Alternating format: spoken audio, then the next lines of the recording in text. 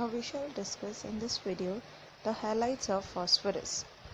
Now phosphorus form two halides of the type PX3, that is phosphorus trihalide, and PX5 phosphorus pentahalide, where X is a halogen atom which can be fluorine, chlorine, bromine or iodine. Out of these halogen, the most common halogen atom is chlorine. So we will discuss about PCl3, phosphorus trichloride and pentachloride. These two chlorides are covalent in nature. Now first let's discuss the preparation and properties of phosphorus trichloride PCl3. It's prepared by passing white phosphorus over chlorine to get PCl3. So white phosphorus, when you react with chlorine and you heat it, you get PCl3. In laboratory, the rearrangement is set up as shown over here. You take a retort, water bath, Bunsen burner, condenser, receiver and freezing mixture. A chlorine gas is passed into white phosphorus and then heated. The vapors are then condensed through the column which is collected at the receiver end. So once the chlorine is passed over white phosphorus, fumes are formed and then the fume passes through the fractionating column which comes into the condensing flask and is freezed over here, and you get over in the receiver end PCl3. Another method is by reacting white phosphorus with thionyl chloride. You add white phosphorus and SOCl2 and heat it and you get PCl3, and other gases are SO2 and S2Cl2. Now the structure of PCl3, in which the central atom is phosphorus. The central atom phosphorus undergoes sp3 hybridization. 4 hybrid orbitals are formed and one contains lone pair. 3 orbitals, hybrid orbital having 1 electron each, forms covalent bond with hydrogen 1s orbital and form 3 covalent bond and has a pyramidal shape. On phosphorus you have a lone pair and it is electron rich, which can be donated to electron deficient molecule. So it donates a pair of electron to deficient, so it acts as Lewis base. So the properties of PCl3. It's a colorless liquid with a pungent smell.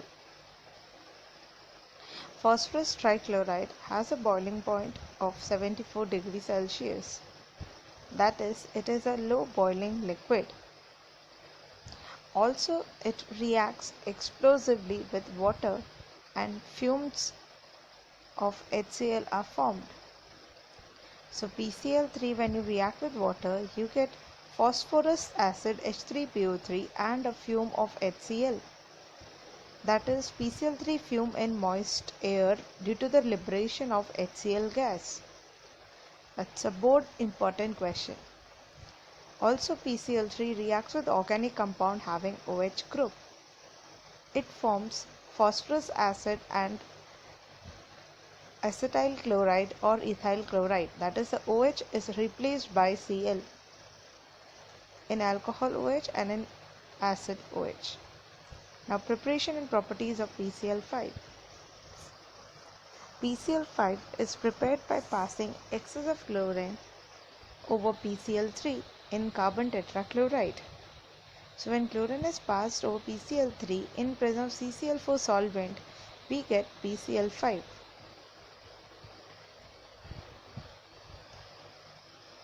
That is phosphorus pentachloride.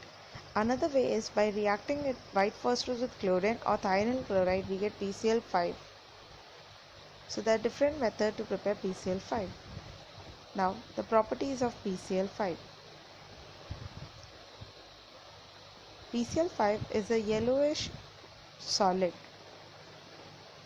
It is having a subliming ability, that is, on heating sublimes to give PCl3 and Cl2. So PCl5 on heating forms PCl3 and Cl2.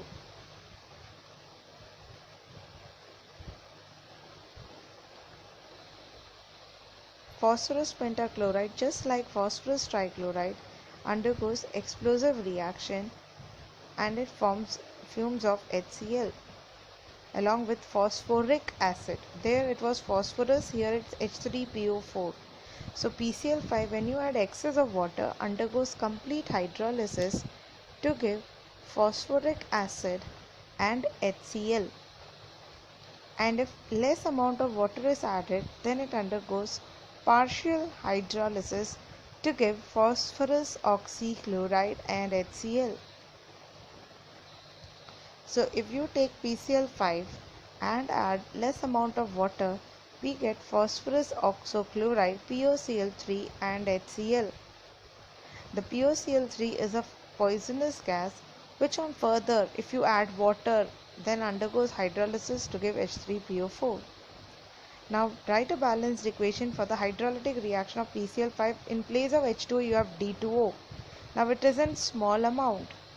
When it is in small amount, it is POCl3 and HCl if it is H2O, but now you will have DCl, deuterium chloride. And if H2O is in more amount, then it will form D3PO4 and DCl. PCl5 again reacts with ROH and RCOH having OH group, hydroxyl group, and replaces OH by Cl. So alcohol forms alkyl chloride and acid forms acid chloride, and the other products are phosphoryl chloride and HCl. If it is ethanol, you will get ethyl chloride. If it is acetic acid, you will get acetyl chloride. So OH gets replaced by Cl. So these are the properties of PCl5. In organic chemistry, these two reactions are conveniently used.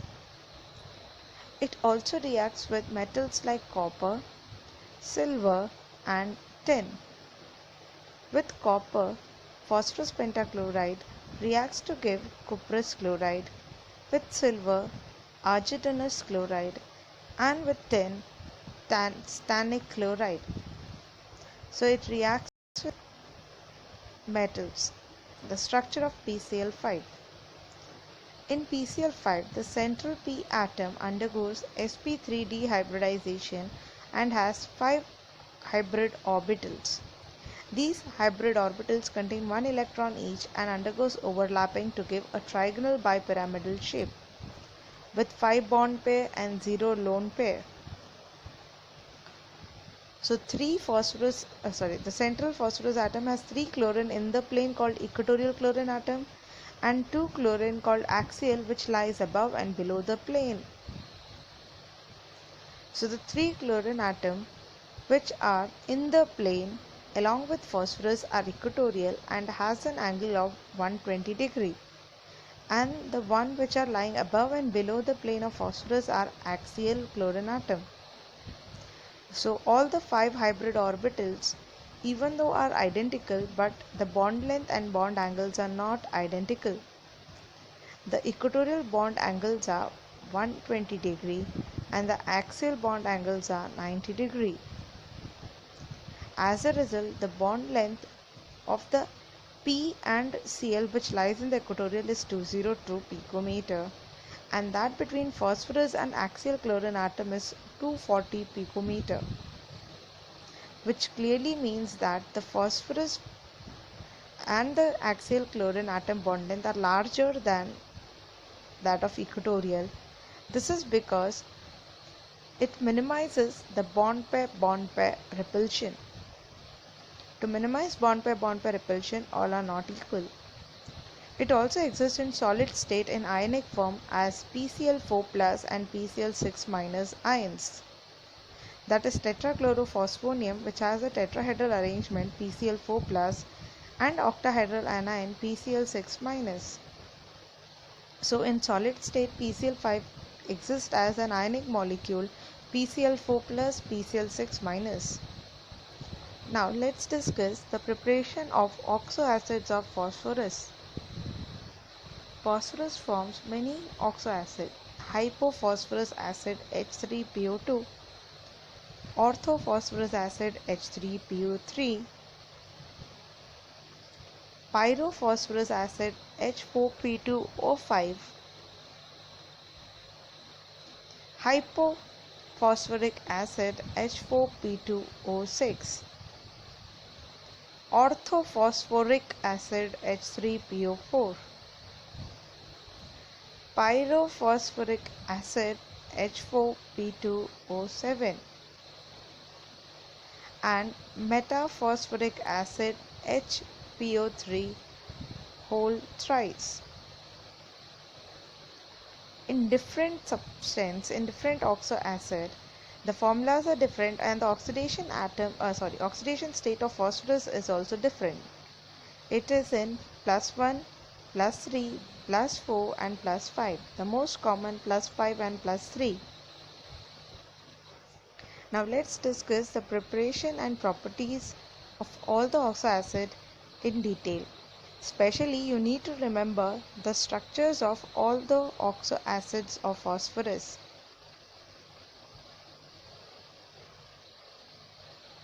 Now let's see the phosphorus acid where the oxygen is in low oxidation state, and phosphoric acid where the oxidation state of phosphor is more.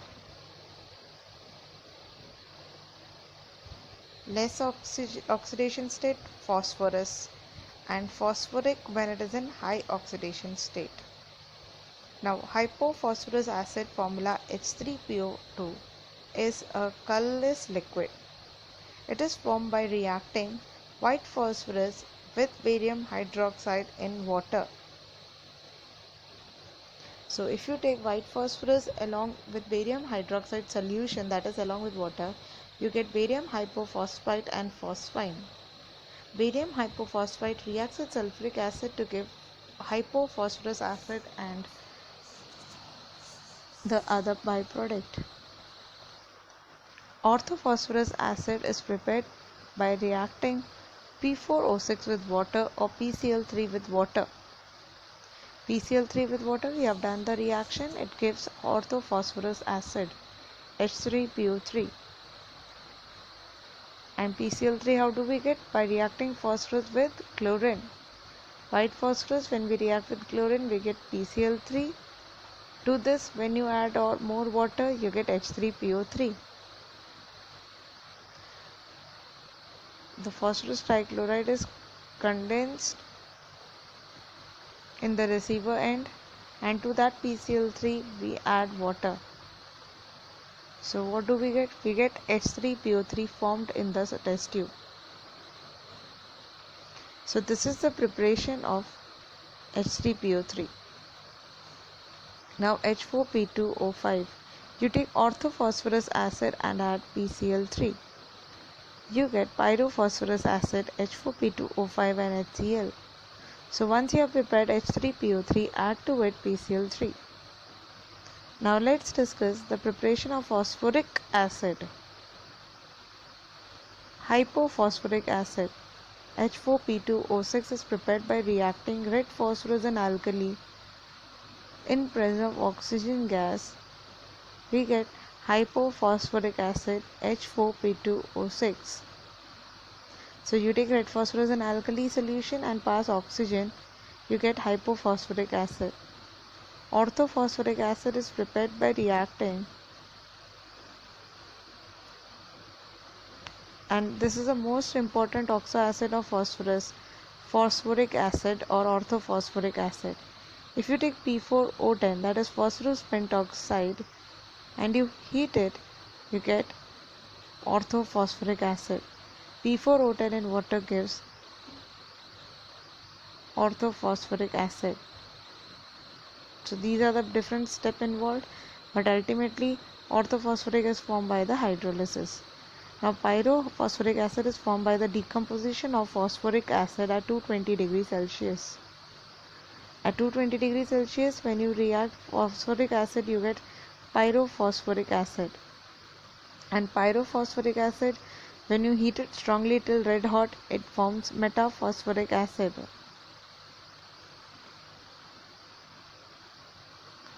So all oxo acids are formed from one to another. Now orthophosphorus acid To it, when you add bromine liquid, it forms metaphosphoric acid, which exists as a polymer. Now, metaphosphoric acid can cyclize or exist as polymer. So, cyclotrimetaphosphoриc acid is formed. Now, the structural aspect of oxoacid of phosphorus. Hypophosphorus acid H3PO2, in which the red phosphorus atom forms a double bond with O and then OH and the remaining H. Orthophosphorus acid, pyrophosphorus acid. Hypophosphoric acid has 4 OH. Orthophosphoric acid has 3 OH. Pyrophosphoric acid has again 4 OH group. Metaphosphoric acid in the cyclic state has 3 OH group. So you need to learn the structure of different oxoacids of phosphorus. Now, how many OH group and H are present? According to that, we will justify its basicity. Like in hypophosphorus acid is only one OH, so its basicity is 1. In orthophosphorus acid, it has 2 OH group, so its basicity is 2. In pyrophosphorus acid, again 2 OH, so basicity 2. So structural features of oxoacids of phosphorus has to be learned.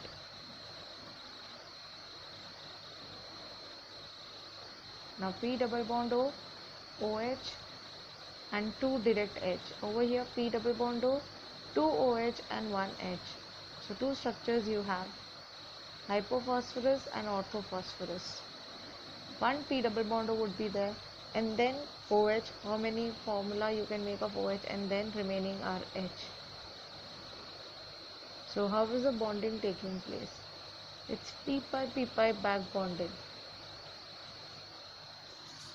So you get double bond O. Phosphorus acid series, the structure is P double bond O, 2 H in the first case, 1 H in the second, and in third you have 2 H. In hypophosphoric acid you have P single bond P, a new linkage because it is H4P2. Now in H3PO4 you have 3 OH group, 1 P double bond O and no PP linkage because it has only one phosphorus atom. And H3PO4 gives 3 H plus and phosphate ion PO4 3 minus. So it turns blue litmus red. Monobasic means how many OH? 1. Dibasic, tetrabasic, tribasic. How many OH group are present? Accordingly, you will justify its basicity. The H which are directly related to P are not ionizable.